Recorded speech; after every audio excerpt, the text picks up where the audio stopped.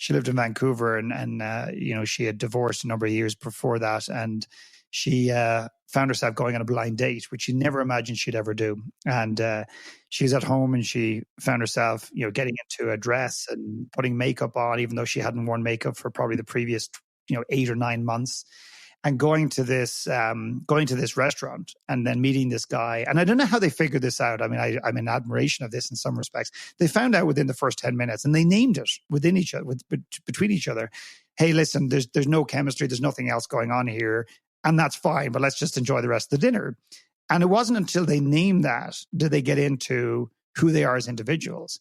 And she just turned around. He said something like, I prefer women who don't wear makeup, for example. And she goes, oh my God, you're kidding me. She said, I just put on makeup because I thought that's the thing I should do.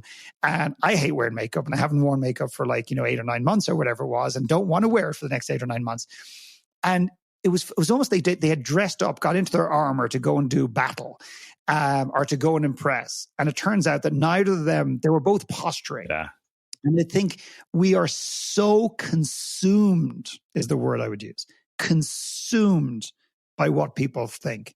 And I, with respect to anybody who's listening, to says, no, I used to be like that, I've let that completely go, I would, with respect, challenge you deeply on that.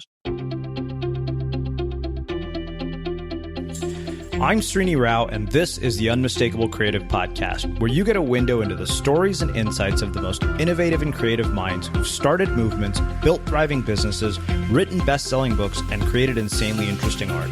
For more, check out our 500-episode archive at unmistakablecreative.com. Doing creative work can be kind of lonely, and that's why we built the Unmistakable Listener Tribe. The tribe is a community for professionals to connect and support each other. Everything is designed to help you grow your business and share what's working and what isn't. And that's true whether you're a business owner or an artist. You'll get access to feedback, live conversations with guests, and so much more. By joining the tribe, you become part of a community of creators who all support each other, and it's completely free. Hopefully I'll see you there. Visit unmistakablecreative.com/tribe to join. Again, that's unmistakablecreative.com/tribe. Philip, welcome back to the Unmistakable Creative for the 4th time. Yeah, thank you. It's I can honestly say it's an absolute and utter privilege. Every time I've talked to you, it's been, I know what it's been like for the audience, but I can tell you it's been immensely rewarding for me. So thank you. Well, like I told you before we hit record, I don't think anybody in our audience is going to be complaining that you are back for a 4th time. You have a new book out, which we will talk about in quite a bit of detail. But before we do that, I want to ask you something that I don't believe that I've asked you before. And that is, what did your parents do for a living? And what impact did that end up having on the choices that you've made throughout your life and your career? My mother was a stay-at-home mom. And I think that she, in later life, had some regrets and has some regrets around that. She is a massive animal lover. And I don't think she ever fully embraced and stepped into that. So when I was growing up as a kid, or maybe when I was even before I was born, my mother would have homed students. My parents chose to put us through private school, even though arguably they couldn't really afford it. So put them under a fair bit of pressure. So my mother did that for income. But for the most part, she was a stay-at-home mom. And my dad was in sales. And he ended up becoming the sales director of a very large distribution and drinks company, beverages, soft drinks, pop, alcohol, et cetera, which were eventually acquired by Guinness. He contemplated becoming an entrepreneur. And as most of us do, when we think about setting up our own business, we often think, sometimes from a very limited standpoint, sometimes we think about it through the lens of who we are and what we've done, as opposed to what's possible outside of that on the peripheral. And I remember him looking at buying a pub just outside of the city of Dublin. And I'll always remember going to see the pub, and it would have been a huge outlay, and it would have been a big change in our lives. And I'm so glad he never did, because I think he'd be in his grave now if he did, both in terms of the work ethic, the smoking in the pubs at the time, and just the general lifestyle. So my dad was in sales, and my mum was a stay-at-home mum. Yeah. And what? And how did that affect me? I think it affected me in lots of ways. I think I think what it has done is, I think there's a lot of talk about entrepreneurship in the world. And I do believe that we are building in societal terms and business terms into a place where we're going to have an explosion beyond even what we're seeing in terms of entrepreneurship. However, I don't believe you need to be an entrepreneur to be successful. And I don't think you need to be an entrepreneur to be happy. So I feel that my parents have indirectly or directly given me that perspective, because my dad loved what he did, and he did everything he did with 100% conviction, and he was always deeply loyal. So I learned a lot indirectly from him doing that. Yeah. Did your parents pass on any particular advice about what you should do with your life and career as you became an adult? My mother always harped on about health. Your health is your wealth, and I'm sure that saying is not, trademarked by my mum, but she did harp on about it. And I say harp on about it because it felt like it was more of a lecture, until later in life I realized that actually it's imperative. And I think we all kind of intellectually know that, but a lot of us emotionally don't put the value on our own skin. My dad didn't directly say anything, but I can give you numerous stories. And I always remember one simple little analogy or story where my dad had a client who canceled on a golf trip. So he invited me, excuse me. And when we stopped, we went in for lunch, and the bus driver, as bus drivers tend to do, they tend to either sit outside and eat their own lunch or sit in a different part of the restaurant. And my dad said, let's call him Albert. I can't remember his name. Where's Albert? And Albert was sitting around the corner on his own. And I always remember my dad going around the corner insisting that Albert not just comes and has lunch with them, but he joins them at the table. And I remember that just being a very subtle thing and a very curious thing for me at the time. And I remember through that realizing that actually nobody is above us. Nobody is above a McKernan. And it wasn't spoken at home, but nobody is more important than us. But we are definitely not more important than any other human being on earth, and that we're all equal. And I think that's what my parents, they didn't tell me. And that's the problem with a lot of parenting. A lot of parenting is lecturing what you should do and who you should be. My parents showed me. And I think, if I have any good traits, I think a lot of them are down to them. Yeah. So one thing that I know from our previous conversations is that you're dyslexic. And I wonder, how you navigated the challenges and journey of dyslexia while you were younger, and what perceptions did you have about what was going to be possible with your life and your work based on the fact that you had dyslexia, and then how did those perceptions change over time? Yeah, I mean, how I navigated is I hid from it, as a lot of us do, hide from our greatest, insecurities, our greatest pains, and our greatest uncertainties, the things we don't understand. And I didn't understand why I was given that now I see it to some extent as a gift, but I at the time, that burden, why was I the one to give this burden? Why can't I read like everyone else? So I navigated by hiding it, and that didn't work out very well, quite frankly. And yeah, I just spent a lot of time hiding it. And it wasn't until I did a talk in a high school, and if anybody's listening and had any aspirations of ever doing any talks in their life, publicly or otherwise, I would encourage everybody to go into a high school. Go back to the high school you brought up in, go to a local high school and speak in a high school. It has probably been one of the most amazing educational things for me in my life. And I remember sitting in a room one day doing a talk on self-esteem and self-worth, and personal, how people view themselves in the world, which I think is the perfect foundation for young people today. And one guy puts his hand up and he says, one young man, he's 13, 14, says, "What college did you go to?" And I was just about to give him the usual bullshit answer that I've been giving myself and everyone else. And I said, "Oh, I didn't want to go to college because, I wanted to go into entrepreneurship and I wanted to go into business." The truth was, and I looked at this boy's eyes, this man's eyes, and I went, I can't lie anymore. Number one is he deserves the truth. But number two is I'm too exhausted holding on to this lie. And I shared my truth, and I said I couldn't go to college because I was dyslexic and I failed pretty much every high school exam. And the truth is I'm lonely. I was lonely, and I'm lonely now that my friends have gone, and I couldn't. And I'd never shared that truth before. And ironically, he didn't laugh. He didn't snigger. He didn't judge. He opened up and accepted me in that moment, who I was and exactly where I was. And the gift I got was I realized that I'd been using my dyslexia as a victim story to hold myself back, because I knew that, based on the story I had, I wasn't going to amount to much and I wasn't going to be successful. But in that moment, I began to let it go because he gave me permission to do so. Yeah. How do other people change their perceptions of their limitations and let go of their victim stories? I think number one is you got to realize you have them. I think most of us, if not everyone I know, walks around with a type of victim story. And the challenge with the word victim and the concept and the energy around victim is that it's typically not necessarily accepted, rewarded in society. And yet everyone in the world is a victim. And let me just qualify that before people turn the radio off or shut down iTunes or whatever. A victim is somebody who has had something done to them, which has harmed them physically, mentally, or emotionally by somebody else.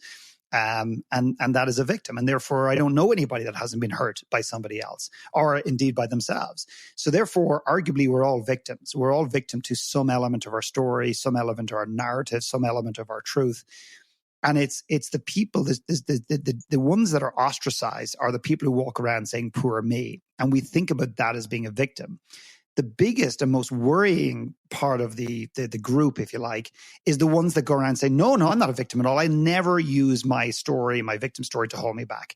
And I find that that's actually not entirely true. So it's recognizing that actually you have been victimized, you have been hurt, and knowing that, like embracing that, bringing that on your journey, knowing how it holds you back or how it potentially could hold you back, and accepting it and bringing it with you. And I think that is the most important thing you can do. And when you start to open up and have the courage to realize that actually somewhere you do use a story to play small in this world potentially, then you can start to see ways to unravel it, to let it go, to accept it, to move beyond it and step into what you want to do. Mm-hmm. This episode of The Unmistakable Creative is brought to you by ThoughtWorks, a global technology consultancy that's hiring senior and lead developers, data engineers, infrastructure consultants, and more to join them in their roles across the United States. It's pretty clear that last year changed our working lives forever, and maybe it made you realize that you were ready for a change. At ThoughtWorks, they challenge curious minds to make a real impact, get to know them, and discover how you can make your mark in tech. At ThoughtWorks, you're free to seek the most ambitious challenges, free to change career paths, free to use technology as a tool for social change, and free to be yourself. They're looking for change makers, opportunity creators, status quo shakers, ThoughtWorkers. And if you're listening to The Unmistakable Creative, that's probably you. Learn more and apply at thoughtworks.com/careers. Again, that's thoughtworks.com/careers. So one thing that has always struck me about traumatic experiences is that in the moment when they happen, they tend to be all-consuming. You just feel, I think my friend Kamal really put it well in his book. He said, when things are going well, it seems like it's never going to end. And then when things are terrible, it seems like it's never going to be good again, or something along those lines. And I found that to be true throughout my life. And often I only recognize the gift from something painful in retrospect. Do you find that to be the case? And is it possible to uncouple from the pain in the moment? Yeah, I think we have these expectations that life is going to treat us in a particular way and that we're going to just breeze through life in a particular way. And I just got off a coaching call with a group of people, and so many of them had these expectations that life should be treating them better. And I'm not asking people to be negative and assume that it's all going to fall to shit, but I think expecting the bumps in the road, like almost expecting life to be a little bit rough, expecting to have setbacks, it allows you to prepare mentally, emotionally, and in some cases physically for that. I think sometimes when these traumas happen to us, whether it's losing a job, our business not working out, our podcast episode bombing, our book not being accepted, the girl at the bar saying no, we've placed way too much expectation on the outcome, and we've tied our identity and our value into the very thing that we say or we're about to execute on. And when it doesn't work out, when it doesn't work out, the fall is twice as deep as it needs to be. And it just doesn't need to be that way. So can you separate in the moment from that pain? I think it depends the expectations you come in with in that moment. And also, can you separate your own stuff from what's actually happening? And I was talking to a business owner the other day who wants me to come in and do some work with his team. And, we were talking about some of the nuances that are showing up in his company. And I said, listen, we can debate all day long whether it's your responsibility what goes on in their personal lives and whether it's your responsibility to deal with that or whether they should or should not leave it at the door. But I can tell you one thing, my friend, I guarantee it's your problem, because no matter what you do as a human, you have to and can only bring your insecurities and your stuff into any relationship that you're in, business or otherwise. So I don't know. I mean, I'd need a specific example. Can you separate it from in the moment? But you're absolutely 100% right. Is the trauma that they experience or people experience or I experience looking back in the moment far outweighed now that I look back and I compare it to other things in my life or I move through life, I look back now and sometimes I judge the story that I shouldn't have been so dramatic, but other times I have a deep level of compassion and realize in that moment, it was everything and it meant everything to me at that moment. So I think sometimes we're a little bit judgmental about how we feel about certain things. And I'd love people to replace the judgment with compassion. Yeah. So you're talking about things not living up to our expectations. And I wonder, based on your experience, the people that you've worked with, do you think that the world that we've created with social media and technology has played a role in making these kinds of things worse? Yeah, I do. I mean, the thing I often cite is when it comes to business or success or momentum, I often cite the movie Trains, Planes, and Automobiles. In fact, I haven't done that for a long time, but it just came up as you asked that question. And I often ask people to name the main characters or any of the famous characters in the movie, and they always name, Steve Martin and John Candy. I think are the two main characters. And I go, who else? And they go, no, that was it. I go, no, who else?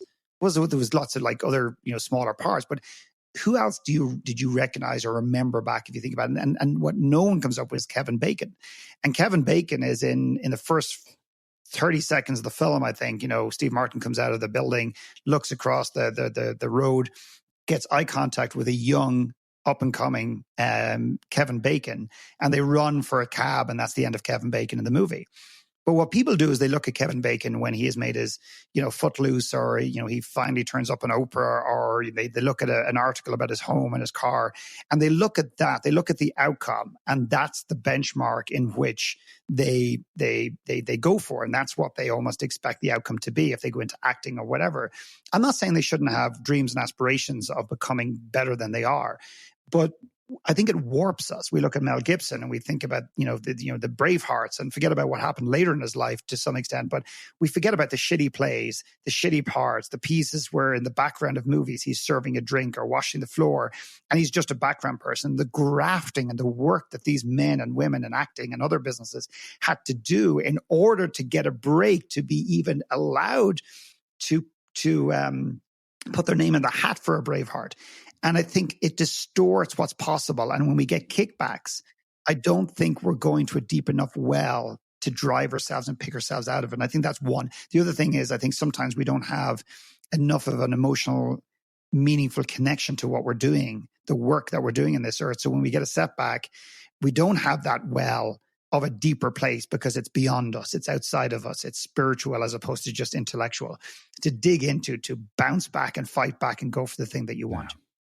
Yeah, I think that to me, I think one of the things that has really struck me the most is how impatient people have become because of the fact that we can go from idea to execution so quickly.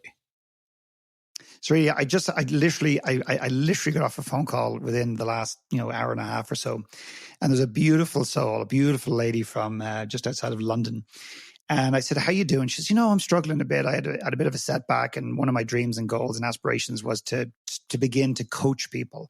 And she's done a lot of work on herself, and she genuinely has a gift in this space. And there's no doubt in my mind she's going to succeed at it. And she was disappointed. And I said, what happened? She goes, yeah, the conversation didn't go as deep as I thought it would. And I said, okay. And I just intuitively knew. And I said, so this is your fifth phone call? She goes, no, it was just our first. And I think that is part of the problem, is that we are so impatient. We're expecting things. And a little analogy that I made up is like if I bring somebody to my home and I give them a bulb, a daffodil bulb, and we bring them out to the back garden and they part the soil with their hands. They put the bulb down, maybe they sprinkle some water and they push the soil, the beautiful, healthy soil, over on top of it and press it down. And I go to them, you see, look what you did. And they look at me, and it's almost a determination not to see progress. And they look at me and go, yeah, I can't see anything. All I see is soil. And I go, no, but you wait and see. And I phone them and they come back. Let's just say it's 2 weeks later. And this beautiful stem is bursting through, this green life is bursting through the soil. And I say, look what you helped create. Yeah, but there's no flower. And I bring them back 3 weeks later. I don't know how long it takes a daffodil to grow on. And this beautiful, beautiful flower, big, bright yellow flowers flowing in the wind and sparkling in the sunshine. I go, look what you helped create. Yeah, but that flower is going to die in 2 months. And I feel there's so many people that are actually determined not to see how successful they are already. And therefore, it prevents the next 10% showing up. So people are listening to this, and it's the very beginning of a new year. And you and I have had conversations at the very beginning of a new year prior. And I remember one of the first conversations we had about this, about making this the most prosperous year of your life, was to not set goals, which was, very counterintuitive, considering that is pretty much the behavior at the beginning of the new year. And I guess rather than how do you accomplish your goals, the question that I want to ask is, how do you ensure that you're satisfied with the way this year is going to turn out or has turned out at the end of it? Yeah, it's a great question. I mean, I feel it's less about, if you think about nutrition, and I'm not a nutritionist, I'm not an expert in this area, but one thing I do know about nutrition, or certainly for myself personally, I used to consume myself with what can I bring into my diet to improve it? And what I was unwilling to look at often was actually forget about bringing anything in. What can I let go of that I know is not serving me? And I think if we, in a nutritional sense, simply let go of the things that we consume, the things that we drink, the things that we eat, that we know don't serve, or at least reduce those things, and we do nothing else, we'll be most likely healthier. We might have less weight if we have a weight challenge, and we most likely would have more energy. And I think it's the same for life. I think I meet people every day who want to be coached and they want to be taught how to create this and to create that. And the starting point for me is always, tell me about your life now. Forget about what you want in the future or what's possible in the future. Let's look at your life right now. And let's just play with this for a second. I live in Boulder. Let's just say somebody comes to me, they're living in Boulder and they want to create a business, social enterprise that has an impact. They want it to be meaningful and they want to get paid well to do it. And I go, great. So you're living in Boulder. Yeah. Do you like Boulder? Oh, no. It's a means to an end. And I go, great. So let's just talk about Boulder. No, Philip, excuse me. I'm here to build my social enterprise. And I said, yeah, but you're going to start it in Boulder. And they go, oh, yeah, absolutely. And then once it's big enough, then I'll move to California or New York. And I'm not saying that they have to move in order to have success. But in another way, energetically, they have to move to have a degree of success. In other words, we sometimes ignore the things that are the most essence of who we are, the things that fill us up, or take stuff away. If somebody is trying to build a business energetically in a city or a town they really don't like, I'm not saying it's impossible, but it'll most likely take way more energy to do it in a city that you don't want to live in, as opposed to nurturing yourself in a place that you do. I'm using that as an example. Or someone who wants to leave, or wants to get promoted in a day job, but they don't really like the industry they're in. Well, maybe we could pivot the industry you're in to get something that you're more excited about. Maybe as a result of that, you will start to lead and perform at a more accelerated rate. So I think, certainly, we spend way too much time looking at what we can bring in as opposed to acting on what we already know that's not serving us and adjusting those things accordingly and improving those things.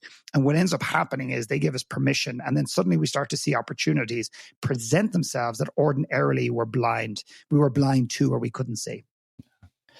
Well, I think that makes a perfect segue to start talking about the new book. So I think where I want to start with this is that, we alluded earlier to the fact that you're dyslexic, but you've actually written 2 books, which I think is a drastic change in self-perception and identity.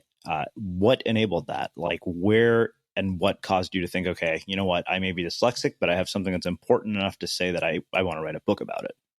Yeah, it's so funny. I mean, building on the conversation we had earlier, I remember waking up, and I don't cite moments. There's often periods of my life, and there has been certain things that have stirred me, and conversations like the bus driver with my dad may not sound like a big story, but that shaped me. That shaped my view of how to treat people, whether they're waiters or waitresses or the busman or whatever. Like, everyone should be treated the same. But I remember waking up one morning, and I don't know what I'd been doing up to that point, but I remember waking up one morning and I said, holy shit, you know what? I can write. I just can't spell.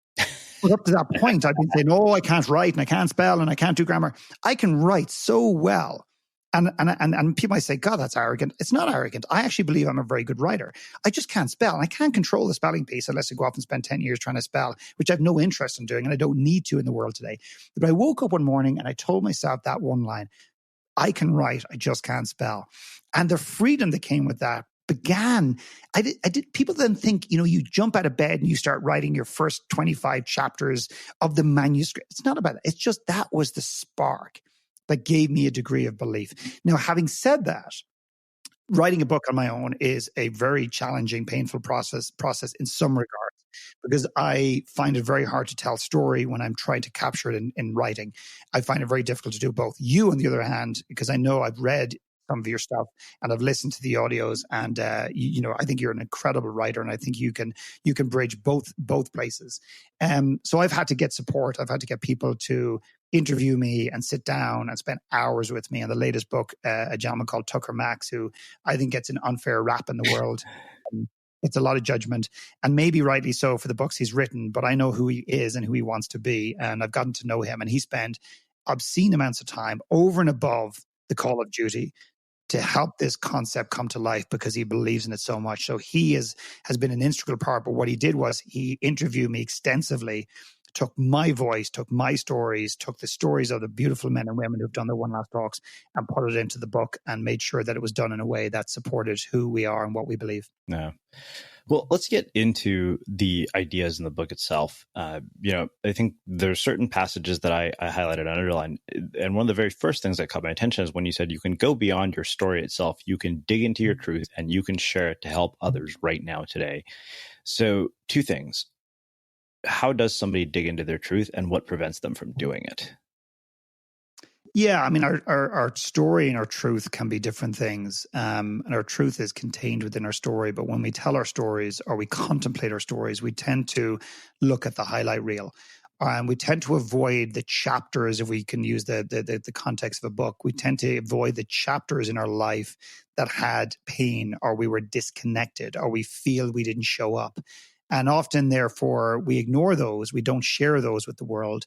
And therefore, we don't accept them as part and parcel of who we are, this earth, the good, the bad, and the ugly. So to me, leaning into our truth and beginning to contemplate sharing that truth with at least one other human being, or maybe more, is not just the very thing that you need to do to free yourself of that, to free and accept that part of you. But it also, ironically, is the very thing that the world needs to hear and see from you before it starts to accept you and themselves, because everybody has pain, everybody has trauma, everybody has embarrassment, everybody has shame to some extent, everybody has regrets. And I think the more we talk about this in the world today, the more we can accept it as a norm and then begin to move on and not allow these things to hold us back. And I'm a huge believer, and it's become even more solidified since you and I spoke the last time, is I absolutely believe that our greatest gift lies right next to our deepest wound. I believe that more now than ever, or at least one of our gifts lies right next to our deepest wound. And yet it's the very place where that we're reluctant or in some cases unwilling to look at. And therefore, wouldn't that make some kind of sense of why so many people in the world today are struggling with purpose and passion and what they want to do when they grow up? Mm. You said by connecting with your darkest story, then sharing it, letting out your pain, expressing what you're most deeply ashamed about, you free yourself at a core level. And that struck me. And I think that was, the section that also caught my attention right now when you were talking about people like Tucker Max. How do you balance that with the fact that we live in a world where we do have a life that is somewhat publicly on display? There are certain things that people expect of us. And basically, how do you draw the line between that and inappropriate, I guess is really where I'm going with it. Not 100% sure. Like, are you talking about with Tucker sharing his last talk? I mean, any one of us, right? There's dark stories, but I think that there are things that are meant for public consumption and there are things that are not. Given who we are, and I wonder where you find that line. Yeah, I mean, I don't have a line. I allow people to define that line themselves. I'm not asking people to pour their guts out on stage. I'm not asking them to cut their veins and pour all their blood on the stage. It's not what I'm asking. I'm just asking people to, particularly if they're in a public domain, do you have the courage to at least give people an insight into some of the challenges that you face? And I'll tell you why. What the power and the purpose of this is Tucker, for example, stood on stage and gave his one last talk, and he opened up with I can write and sell millions of books, I can create a business that makes millions of dollars, I can have a movie made after my life, but I struggle telling my wife I love her. I can do boom boom boom boom boom, yet I struggle with connecting with my kids. And people were looking at each other in the audience who knew him, and they were like, who's this guy?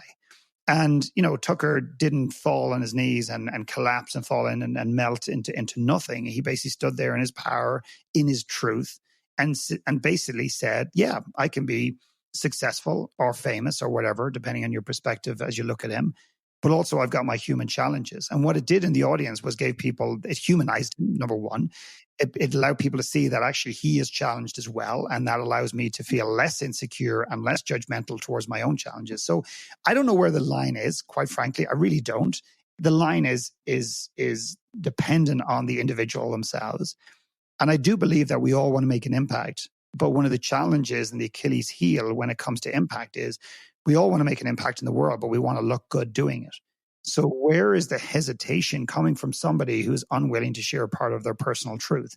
Is it because they really don't want to hurt somebody else? Or are they trying to protect themselves? And I think it's just a conversation and something worth exploring for each of us individually. Speaking of parents, I had a phone call from my mother this morning that was shocked, a complete shock, and spent 2 days processing the One Last Talk book, and instantly made the comment about her. We didn't realize, because I share my One Last Talk in the book, she says, I didn't realize you were in such pain in school. And she made it all about her. Now, it's not because she's selfish, she's a protective mother, but she said, oh my God, I didn't know. And my dad used the term parental neglect. And he then followed up by saying, I realize that's not the case now. So when we hear these stories, we don't make it about the person. We typically make it about us. We go internally and we internalize. And I literally had that phone call this morning with my mom. So I'm not sure I'm answering your question, but I'm trying not to avoid it for sure. Yeah, absolutely. I appreciated the fact that you said that what we do is we humanize people in moments like that. And I think that is largely what I am always trying to get to as an interviewer with the people that I talk to, because I think that when you see people through the lens of their accomplishments, you tend not to humanize them. You tend to put them on pedestals. Yes, 100%.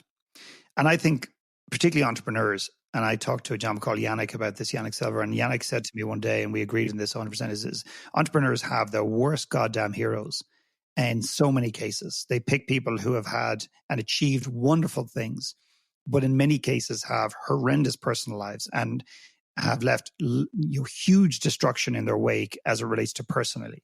And I think the challenge is that, yes, you can be inspired by people, but a lot of people are trying to model successful people, assuming that they can get the outcome, the results that they had, whether it's economically or socially, and they don't have to take the baggage of the personal fallout if there was one. And when we put people on pedestals, we're simply saying one thing. And that was another reason that the book exists, is because I want people to stop putting other people on pedestals and realize that they have tremendous wisdom within them that may be sitting on the shelf, that may have an inch of dust on it, but I want that wisdom to come out into the world. And it's not just deep, dark stories of shame and regret and sadness.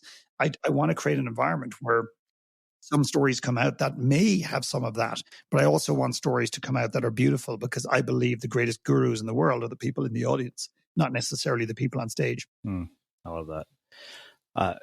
You said when you share your truth, when you're truly vulnerable, people won't just accept you. They'll literally fall in love with you in that moment because they've connected with you so deeply, because sharing your truth and being vulnerable allows them to see themselves, which is a rare and precious gift. And I think that everybody listening to this, all of us understand that intellectually. And yet I think there is a part of us that is afraid to let our guards down and to let people see that. Why is that? I know that I'm very mindful of it now. I've realized, particularly when it comes to my interactions with people that I might be dating or have some sort of romantic interest in. Yeah, I don't know where this is coming from, but I remember this beautiful story from a lady called Donna, who was a lady I knew and I got to know to the work I do. And she lived in Vancouver, and she had divorced a number of years before that. And she found herself going on a blind date, which she never imagined she'd ever do. And she was at home and she found herself, getting into a dress and putting makeup on, even though she hadn't worn makeup for probably the previous, 8 or 9 months. And going to this restaurant and then meeting this guy. And I don't know how they figured this out. I mean, I'm in admiration of this in some respects. They found out within the first 10 minutes, and they named it within each other, between each other. Hey, listen, there's no chemistry. There's nothing else going on here. And that's fine, but let's just enjoy the rest of the dinner. And it wasn't until they named that did they get into who they are as individuals.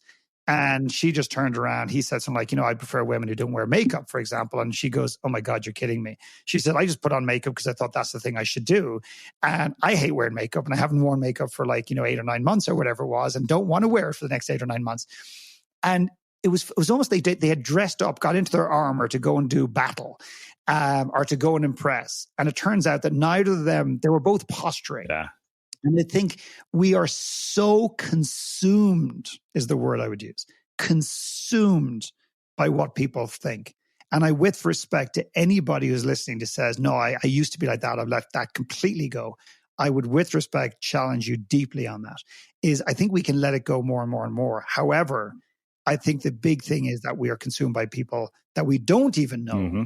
And therefore, the people that we do know, we can accelerate that by 1,000. And I literally have multiple examples. And the other one is the lady who was choking. And I was just about to get out of my chair and run across to her and give her the Heimlich maneuver, I think it is, in St. Lucia many years ago. And she cleared the steak or the whatever the food was in her throat. And she literally was choking. And as soon as the first thing she did was she looked around to see who was watching, because she was so embarrassed. And I think that comes from a lack of acceptance and ownership on who we are at the core, that we're still holding on to what humanity thinks about us. Yeah, I remember, they do this thing on the Landmark Forum where they spend all weekend telling you you're going to have this profound insight at the end of the weekend. And it's funny because people spend all this time thinking about what other people think about them. And the sort of breakthrough moment is, wait a minute, holy shit. Everybody is doing exactly what I'm doing. Everybody is so worried what other people think about them that they're not consumed with your bullshit. Yeah. It's a pandemic in the world, and yet it's not working, because arguably there's never been more loneliness and disconnection in the world. And as I've said multiple times in the last couple of years, you can have 5,000 Facebook friends, 25,000 Twitter followers, even work in an organization or own an organization. You can even lie next to somebody every night and still be very, very lonely. So there's a real interesting dichotomy and conflict going on as it relates to caring what people think so much that it dictates a lot of the decisions that we make in life, and letting go of that and accepting like who we are. Somebody asked me yesterday, she said, what's the answer? And I said, well, I'm not sure it's an answer or a secret, but I think, we need to connect more as humans, and we need to learn to fall in love with ourselves. And I think when we accept who we are and have a healthy degree of self-love and respect towards ourselves, I think what happens is we care less what the world thinks of us. And I just think that seems to be certainly the antidote that I can come up with right now. Yeah, absolutely. This is another thing you said, is that you don't want to do this from a position of dismay, anger, judgment, blame, or any of those things. Feel your anger first, process it, and work through it. So I think that one of the things that I've realized is that we all carry around emotional baggage, and that baggage tends to weigh us down until we finally let go of it. But I think letting go of it in and of itself is a process. And I wonder, in your experience and the people that you've worked with and the people that you've spoken to, how does this kind of baggage end up getting released? Yeah, I mean, I'll give you an example of an owner of a business who came to a retreat with me years ago, and he was telling himself one story about his childhood.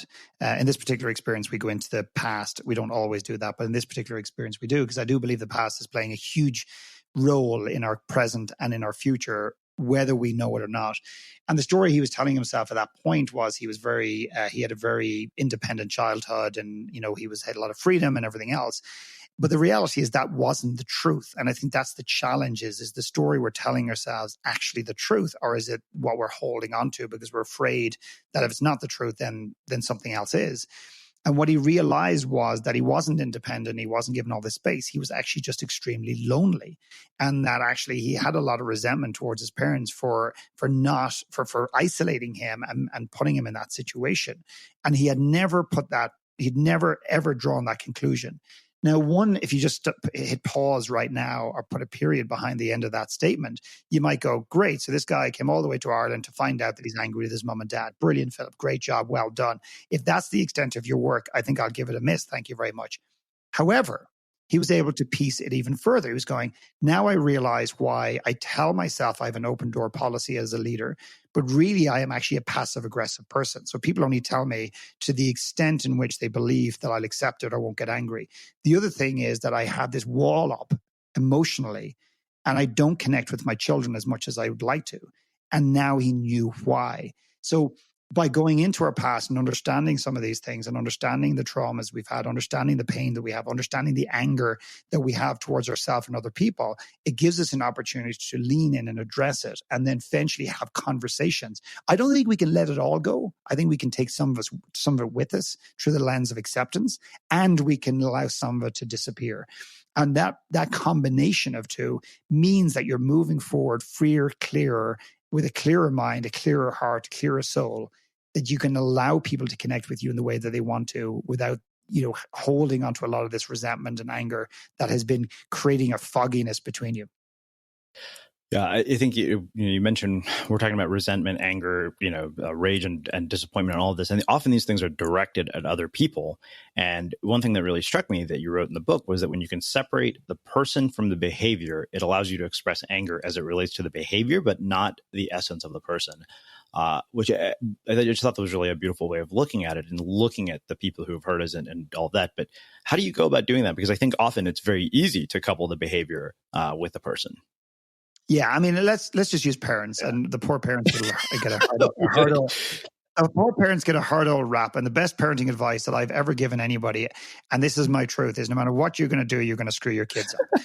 And what that does is it allows us to take a degree of pressure. This is not to give up on our children. I am a very committed father, but if you're open to the idea, it allows you, no matter what you do, if you cuddle them to death, they're going to have an issue with that. If you never cuddle them, they're going to have an issue with that. If you try to do something in the middle, guaranteed you're going to screw it up.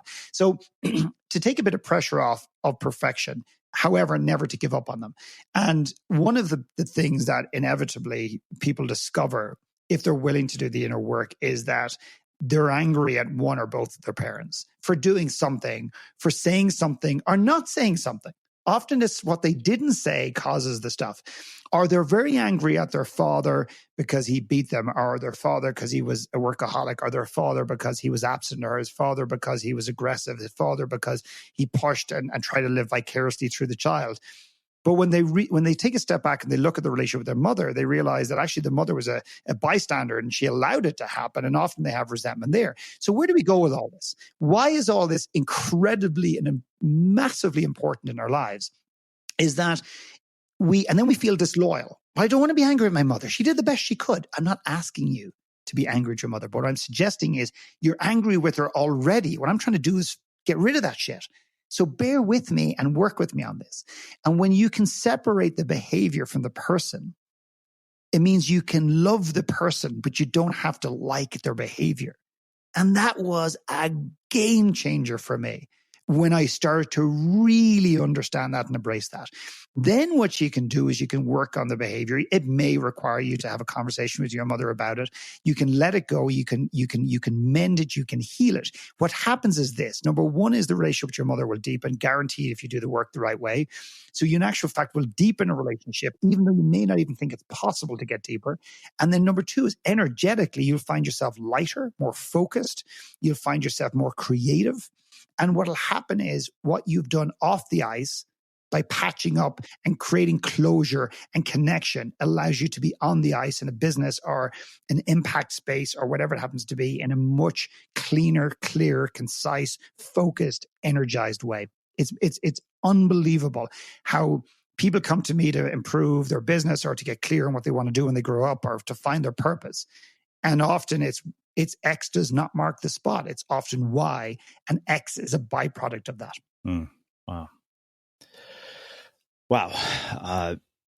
Well, one thing that has really struck me every time we have a conversation is that you have this ability to have this very strong emotional impact on people. There's a resonance to the way that you work with people, the way that you spread your message. And I wonder how that has been developed, how that has been cultivated, what leads to that. It's almost magical in my mind.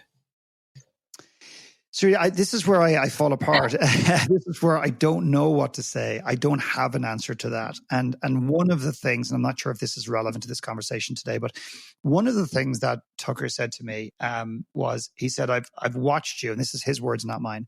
And he says, I've never seen anything like it. And I said, I've learned so much as a leader with my team and my family watching you. And he said, I just want to be around in a room, watch you go one-to-one with somebody. And when he says it, I almost feel like a fraud. And he said, I want to go through the speaker retreat, the speaker workshop in advance of one last talk, because I want to see what you do and how you do it. And the minute he said that, I felt like, oh my God, he's going to see that actually there is no secret. There is no magic sauce. And the analogy I kind of came up with was, you want me to bake a cake in front of you. Yeah. And you're going to watch me intently with the flour and the fruit and everything else. But you're going to expect me to suddenly drop my right hand, pull out a little drawer and take out this little fairy dust and sprinkle it on the cake. And you're going to go, what's that shit? What did you just do there? And I go, well, that's my grandmother's recipe. And that's been handed down through the generations. And it's a secret. Right. And that's what you're after. That's the magic sauce. And he goes, no, I'm not. And he didn't use this term, I don't think, at the time, but it's like somebody said to me one day, he said, have you ever heard anybody saying they're a great breather? That I breathe better than you. I'm an amazing breather. And I think what all of this has meant for me is that we put very little value on the things that we do naturally. Yeah. And I don't know where it comes from. But what I've had to do is wake up for my sake and for other people's sake and realize that it's there. Call it a gift, call it magic, call it whatever you want to. But it's something that's there, and I know it's there, and I can feel it. And I don't believe it's mine to name. I think it's been given to me as a gift. It is my gift. And a gift is something that is not part of you. It's gift is something you've been given in order to give away to the world. And the thing that, I never imagined I would consider is what, the next body of my work is going to be helping other people to do this, not the way I do it, but to do it in the way they're doing it. And that's something I've hesitated and resisted for years because I didn't see the value in it. I didn't think it was something tangible. And I didn't think I had the right to go and quote unquote, teach this to other people. So I don't know what this is, Srini, but I do know this, is I feel that this has been given to me until the day I abuse it, until the day I die, and then it passes on to somebody else. It weighs heavily. It's a burden, and it's a blessing all at the same time. Wow.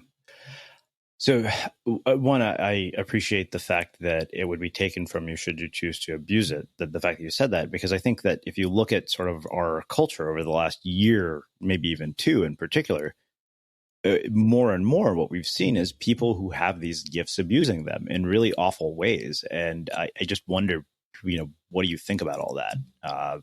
We've seen it from powerful people in sexual assault situations, but we've also seen it in terms of spiritual teachers really abusing their power. I think you just named it at the very end, abusing their power. That's the problem. It's not theirs. Mm. If they're gifted and they've got a power, they've got a source, they've got an energy, and I don't want to get too woo-woo right now, then that's the problem. I don't believe my work is mine. And I know that sounds so weird. And my brain, my mind now, my ego is going, McKernan, shut up. Own this shit. You're the man. No one can do what you do. You're the only person on the planet that does this. By the way, you've created this magical system that no one knows, and they've got to pay you thousands of dollars and travel thousands of miles to get a glimpse of it. Yes, I'm very good at what I do, but the work that I do, the essence of the work that I do, there's a degree of separation. I've agreed, to myself, I don't care if the world likes it or not. I've promised to myself I'm never going to sign a copy of the latest book. It's not a marketing ploy. I'm not blaming or throwing under other authors under the bus and saying that you're egotistical because you signed your book. I'm just saying I don't want to own the book to that extent. That this book is written on behalf of the men and women who have done their one last talks and will do them in the future. So the most important thing in all of this, and it's probably my number one fear on earth, is that I will become very lost and abuse whatever gift I've been given from whoever it is. And I don't believe in Christianity in the sense that a lot of people assume I would, coming from Ireland. I'm spiritual. I don't believe in religion. But when you start to believe that it's your power, the wheels have already started to come off before you've even started. And I've seen so many amazing speakers with a beautiful message set out with a great intention. And slowly but surely, they begin to believe that the hype is all them, that they are the gold, they are the magic, they are the answer, they are the secret. And the inevitable happens and they go on. You see, the greatest showman is an extraordinary example. And not a movie I wanted to necessarily watch for whatever reason, but a friend of mine recommended. And I watched it. And the most mesmerizing part of the movie was, how did he get so lost? How did he lose what he set out to create, which was connection for his family and joy for everybody else? And yes, it's Hollywood. Yes, it's a movie, but still we can glean some beautiful messages. And slowly but surely, he started to get lost, and he put somebody on a pedestal, and he started to believe his own hype. And before you know it, it all fell apart. Now, finally, he saw it, but a lot of us don't get an opportunity to bounce back twice. So it's a big fear of mine. I haven't figured it all out, Serini, but I'm doing my best.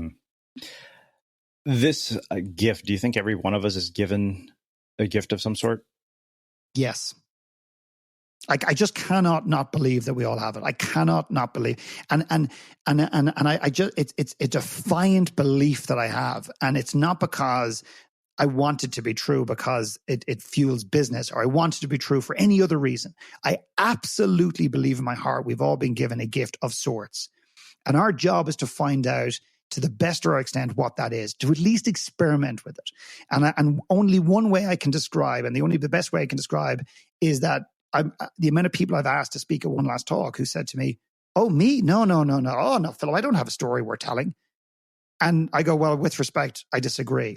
And each and every one of those people have stood up and shared a story that may not impact you. It may not impact me, but it means something, and it has impacted many people that have gone through what they've gone through. So do they have to become a coach? Do they have to become a speaker? Do they have to write a book? No, but they can bring it into their own home. They can bring it into their own business. They can bring it into their own community. I think one of the challenges is that impact is this intangible thing that has been blown up into this very intimidating concept. And we think impact has to be millions. And yet impact, I believe, can be one. Because statistically, we have direct influence over 258 people, to be precise, from a scientific standpoint. So if you influence one person, your 12-year-old boy, that boy will go on and for the rest of his life, and he will impact so many people in the future. So to me, impact is relative. I love that. I think what I really appreciate is the fact that when you say that everybody does have this gift, is that it doesn't necessarily mean that it's going to manifest in some sort of external expression, which I think that when we look at this idea of a gift, we typically think of it as something that has to manifest as some form of external expression, whether that be building a company, writing a book, or being a coach. But I think that this is a really interesting way of looking at it. Yeah, it's a really, really good point. And I think the more we obsess about it, actually, and I'm just going to kind of build on your terms of it manifesting externally, the more we obsess about that, the more actually we suppress the gift itself. In many cases, we become obsessed about how we're going to make the impact and how it's going to show up in the outside world. And with respect, a lot of that is a lot of ego, is that we want to make sure that we're seen to be, making an impact in the world. And the more pressure we put on ourselves to do that, the less extrinsic impact it does have. I think the more we can kind of internalize and play with it, you might write a poem that suddenly is published. You might do a painting that has meaning to you. You might do, it's almost like the letting go of needing this to be something that it's not. And that is something I'm almost battling with on a daily basis with One Last Talk, is do we want this thing to be a global movement and to go into many cities around the world, irrespective of whether we individually believe it has the capacity or people want it. And then I go back to this place of my truth is I want to gift this to the world. I want people to run One Last Talk in their homes, in their offices, in their communities. I want to gift it. I don't want to sell a license. I want to gift it to the world. And I keep getting pulled into this, but what if we could monetize? What if we do this? What if we do? And I'm hearing all these voices telling me we should blow this up and this is how we should do it. And I keep having to bring myself back to my core. My intuition is telling me, we just do this organically and we gift it to the people that want it. And we trust that if it's in the right hands with the right people, that it'll be treated with the sort of sacredness that it deserves. And therefore it'll do what it needs to do. Wow. Well, I think that makes a really fitting end to yet another poetic and insightful conversation. So I want to ask you, I think for the fourth time, what do you think it is that makes somebody or something unmistakable?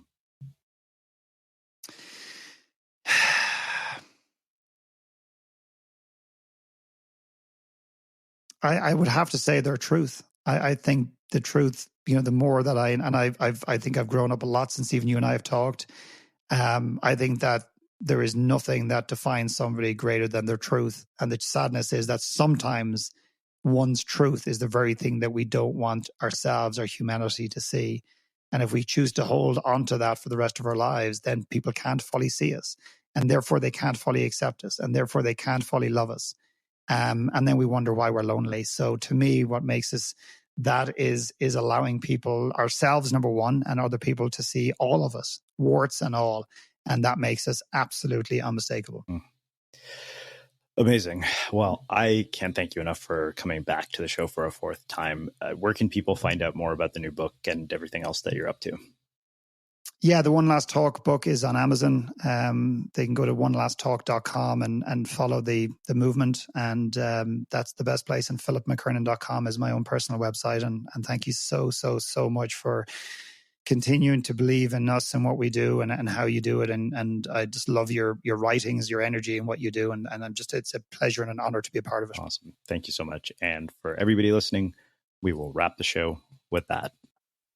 Thank you for listening to this episode of the Unmistakable Creative Podcast. While you were listening, were there any moments you found fascinating, inspiring, instructive, maybe even heartwarming? Can you think of anyone, a friend or a family member who would appreciate this moment? If so, take a second and share today's episode with that one person, because good ideas and messages are meant to be shared.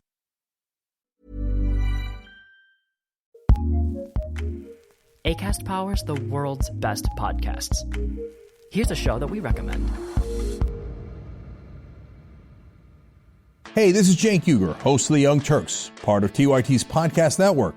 We're the world's most popular progressive news show online. Not a big deal, I'm just saying. And we deliver an uncensored, unapologetic version of the news you won't get anywhere else. And that's really true. You should definitely check it out. So listen to The Young Turks on the Acast app or wherever you get your podcasts.